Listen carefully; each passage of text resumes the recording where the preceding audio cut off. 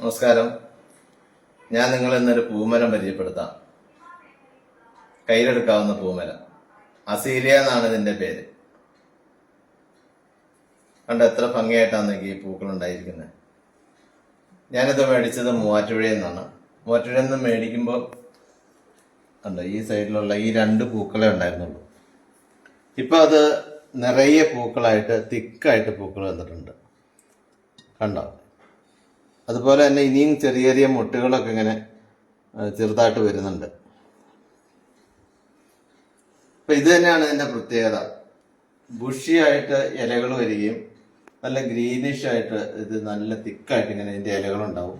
അതുപോലെ തന്നെ എവർഗ്രീൻ ആയിട്ട് ഇതുപോലെ നിൽക്കുകയും ചെയ്യും. അതിൻ്റെ കൂടെ ഈ പുഷ്പങ്ങള് നല്ല ഭംഗിയായിട്ട് ഇങ്ങനെ അടുത്തടുത്ത് ഈ കുടമല്ല പൂക്കളൊക്കെ വിരിഞ്ഞു നിൽക്കുന്ന പോലെ അത്ര ഭംഗിയായിട്ട് ഇത് ഇങ്ങനെ വെക്കും. മറ്റൊരു പ്രത്യേകത തന്നെ നമുക്ക് സാധാരണ നമ്മൾ ഇൻഡോർ പ്ലാന്റുകളൊന്നും നമുക്ക് വീടിനുള്ളിൽ അങ്ങനെ അതുകൊണ്ട് ഈ പ്ലാന്റൊക്കെ തന്നെ വീടിനുള്ളിൽ വെക്കാമെങ്കിലും പക്ഷെ അത് പൂക്കൾ ഒത്തിരി ഉണ്ടാകാറില്ല. പക്ഷെ നമ്മൾ ഇൻഡോർ പ്ലാന്റുകളിൽ നമുക്ക് ഈ പൂക്കൾ ഉണ്ടാകുന്ന സസ്യങ്ങൾ വളരെ കുറവാണ്. അപ്പം നമുക്ക് ഇത് ഷോപ്പിൽ ഇരിക്കണ കണ്ടപ്പോൾ നമുക്ക് അതിന് ഇത്രയും പൂക്കളുണ്ടാകുമെന്ന് വിചാരിച്ചിരുന്നില്ല. ഈ രണ്ട് പൂക്കൾ മാത്രമേ ഉണ്ടായിരുന്നുള്ളൂ. പക്ഷെ ഇപ്പം നോക്കി, അന്നുണ്ടായിരുന്ന ചെറിയ മുട്ടുകളൊക്കെ വലുതായിട്ട് ഇപ്പോൾ ഒരാഴ്ചക്ക് മുമ്പ് അത് മേടിച്ചത്. ഒരാഴ്ച മുമ്പ് ഈ ഒരു രണ്ട് പൂക്കൾ ഉണ്ടാകും. ഇപ്പം നിറച്ച് പൂക്കളായി. ഉണ്ടാതെ ഈ സൈഡിലേക്ക് നോക്കി.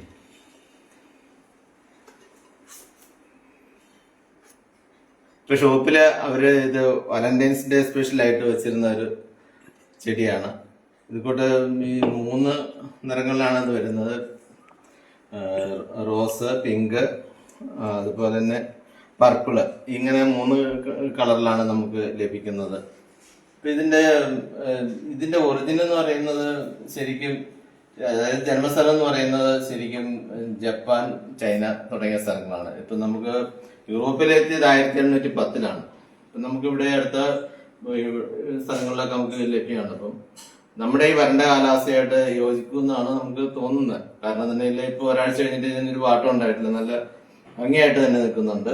അതുപോലെ തന്നെ ഇതിന്റെ പരിചരണത്തെ കുറിച്ച് പറയുകയാണെങ്കിൽ ഇതിന്റെ നമ്മളിങ്ങനെ കൈ ഇങ്ങനെ അമർത്തി നോക്കുമ്പോൾ ഒരു ചെറിയൊരു നനവുണ്ടായിരിക്കണം. എന്നാൽ അത് ഒത്തിരി വരണ്ട് പോവുകയും ചെയ്യരുത്. അതുപോലെ തന്നെ വെള്ളം ഒത്തിരി കെട്ടി നിൽക്കാനും അനുവദിക്കരുത്. അപ്പൊ അങ്ങനെയുള്ള ഒരു അന്തരീക്ഷം, അതായത് ഒരു അമ്ലത്വം, അസിഡിറ്റി ഉള്ള ഒരു ചെടിയാണ്, കുറ്റിച്ചെടിയാണെങ്കിൽ അങ്ങനെ ഒരു പ്രകൃതമാണ് ഇതിനുള്ളത്. അതുകൊണ്ട് തന്നെ ഇതിനകത്ത് നമുക്ക് ഈ അസിഡിറ്റി ഉള്ള വളങ്ങളാണ് ഉപയോഗിക്കേണ്ടത്. അതുപോലെ തന്നെ ചെടി നമ്മുടെ സാധാരണ പോട്ട് മിശ്രിതം തന്നെയാണ് നമ്മൾ ഇതിനകത്ത് ഉപയോഗിക്കേണ്ടത്.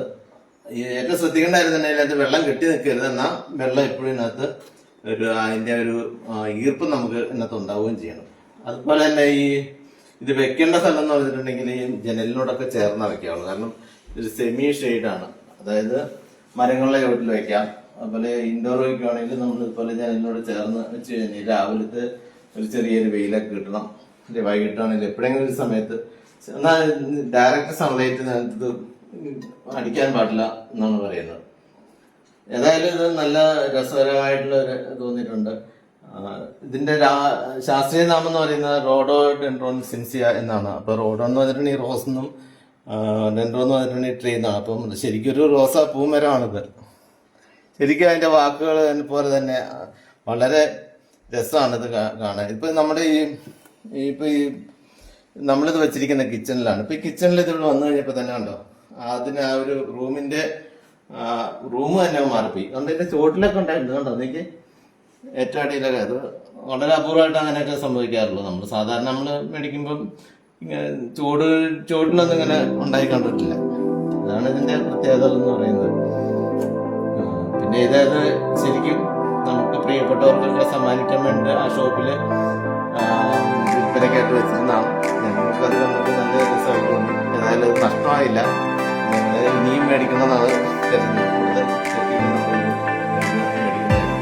നിങ്ങൾക്ക് ഇതിന്റെ വിശേഷങ്ങൾ ഇഷ്ടമായി